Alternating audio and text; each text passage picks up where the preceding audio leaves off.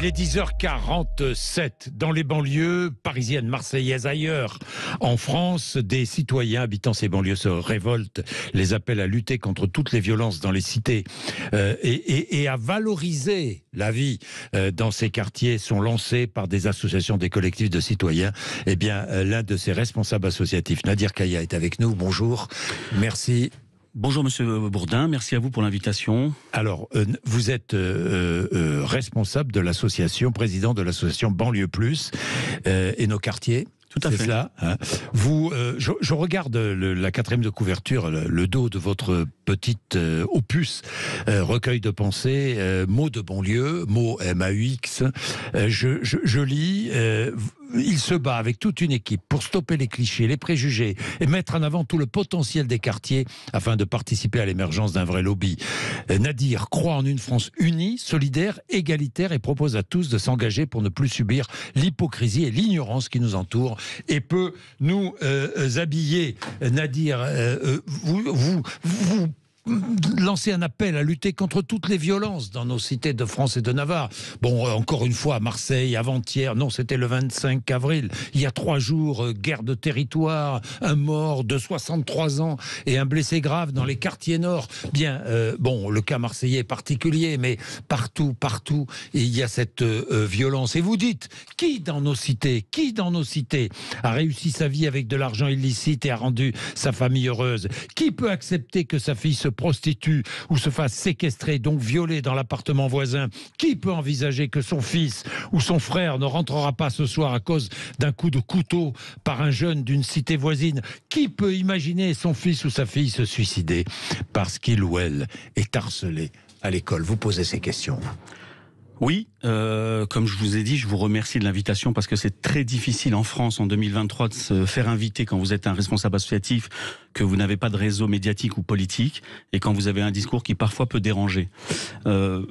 J'ai un âge qui me permet d'aborder toutes les questions sans aucun problème aujourd'hui parce que je suis père de famille, parce que j'ai des enfants, parce que j'ai connu les quartiers populaires, la banlieue, les cités depuis mon enfance.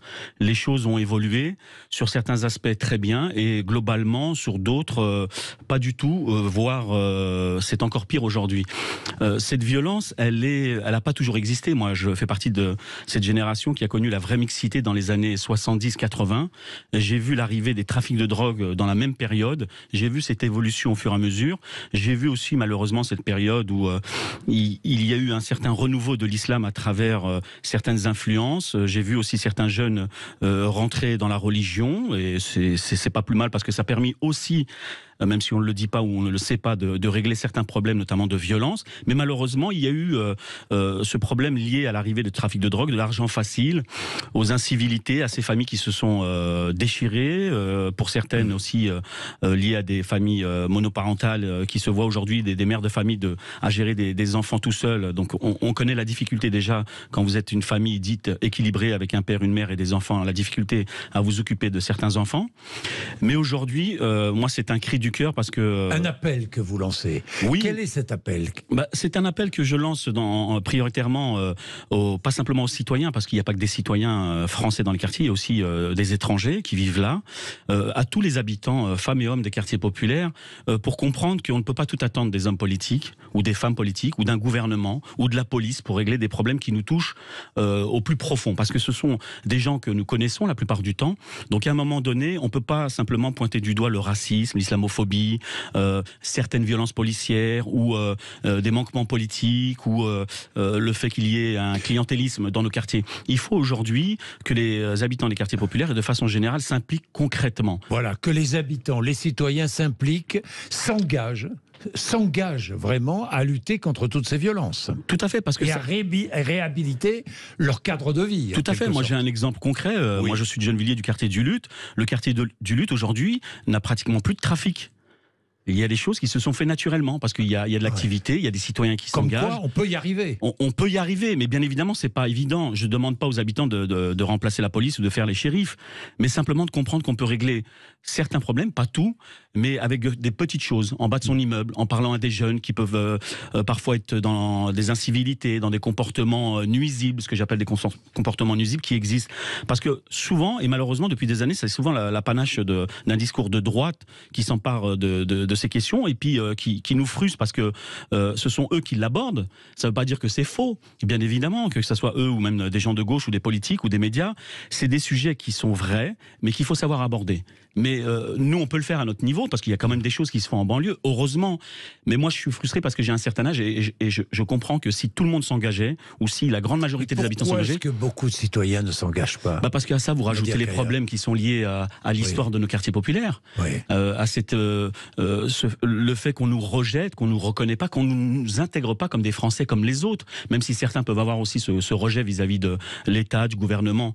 Mais il y a un passif, il y a une histoire, notamment moi je suis franco-algérien, il y a des histoires qu'il faut régler politiquement, humainement, qu'on tourne la page sur certains événements, qu'on se dise franchement les choses. Aujourd'hui, on vit une époque où, paradoxalement, on est dans les tabous. On prétend vouloir aborder tout, mais sans réellement le faire, et notamment avec les personnes concernées. Donc aujourd'hui, moi je suis français, mes enfants sont français, mais il y a des choses à régler. Et c'est pas parce que j'évoque certaines choses qui peuvent plaire à certains ou déplaire à d'autres qu'il faut se taire ou minimiser. Non, il faut se dire franchement les choses. Quand on voit ce qui se passe à Marseille aujourd'hui, même si je sais que dans la région parisienne ou ailleurs, il y a encore ces phénomènes-là, Marseille c'est particulier.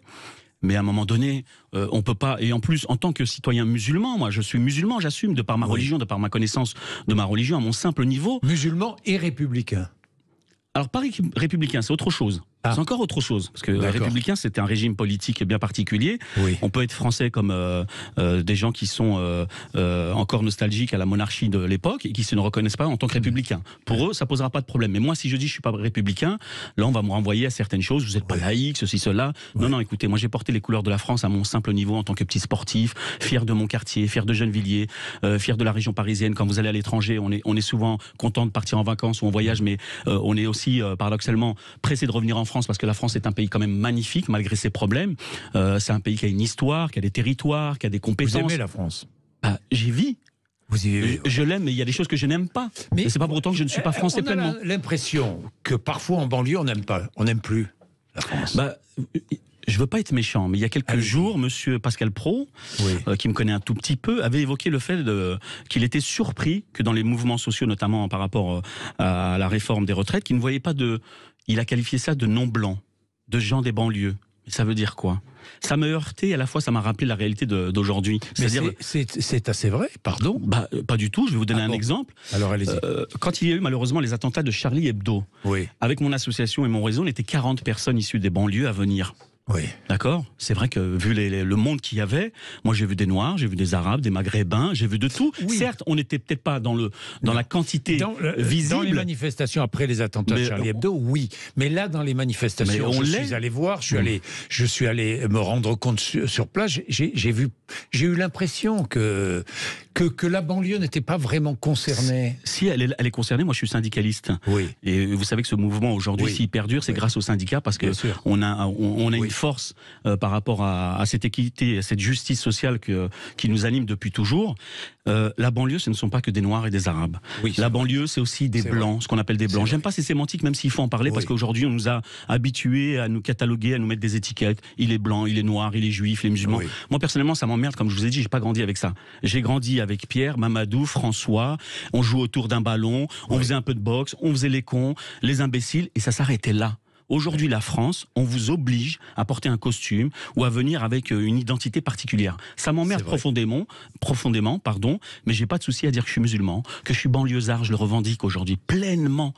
Je sais que tout ça, c'est difficile à porter, mais je l'assume, c'est peut-être l'âge. Je dirais pas la sagesse, mais l'âge. Il y a un ras-le-bol par rapport à cette hypocrisie des deux côtés. Donc vous demandez à ces citoyens de banlieue de se prendre en main, en quelque sorte, et de faire entendre leur voix. Bien sûr, mais comment ? Déjà grâce aussi à vous, parce qu'aujourd'hui vous êtes un accélérateur de particules médiatiquement. Nous, quelque part, on n'est pas comme les politiques, on n'a pas besoin des médias pour vivre, on vit naturellement. On a un emploi, une famille, nos difficultés. Personnellement, j'ai une association, j'ai des gens formidables autour de nous. Parfois, j'essaie de les mettre en exergue dans les médias, mais c'est très compliqué. Et je pense que si les médias aussi mettaient en avant plus souvent le positif, ça pourrait aussi sensibiliser ces petits jeunes qui sont parfois perdus. Et pas que ces jeunes, il n'y a pas que des jeunes en banlieue, parce qu'on a aussi ce cliché, jeunes de banlieue. La banlieue, c'est des femmes et des hommes de tout âge, comme n'importe quel Français, et comme dans n'importe quelle région. Bien, merci Nadir Kaya, président de l'association Banlieue Plus. Et il suffit, vous avez évidemment le site de l'association pour voir un peu toutes les actions que vous conduisez, parce que on fait des maraudes, on fait des débats citoyens. Moi, je fais du réseau. Je me bats pour que les médias nous ouvrent les portes, parce que ça, c'est un vrai combat. Je vous l'ai dit en off et je vous l'ai dit là. C'est très compliqué d'apparaître dans les médias, ne serait-ce parce que quand on nous invite, malheureusement, c'est pour parler des problèmes, ne serait-ce pour commenter l'actualité. Et on nous dit pourquoi vous êtes absent de certaines manifestations ou de certains débats. C'est tout simplement parce que globalement, les médias ne veulent pas de nous. Oui, c'est vrai. Bien, je saurais m'en souvenir. Je vous avais invité sur RMC. Merci. Et je saurais m'en souvenir. Merci à vous. Merci Sud Radio. Merci. Je n'oublierai pas nos banlieues. Je dis bien nos banlieues et non pas les banlieues, ce qui n'est pas tout à fait pareil. Tout à fait. Nos banlieues de France comme de Navarre, d'outre-mer et d'ailleurs. Exactement. Comme nos campagnes, comme nos... Voilà, parce que c'est la France. C'est une composante. Parce que c'est la France.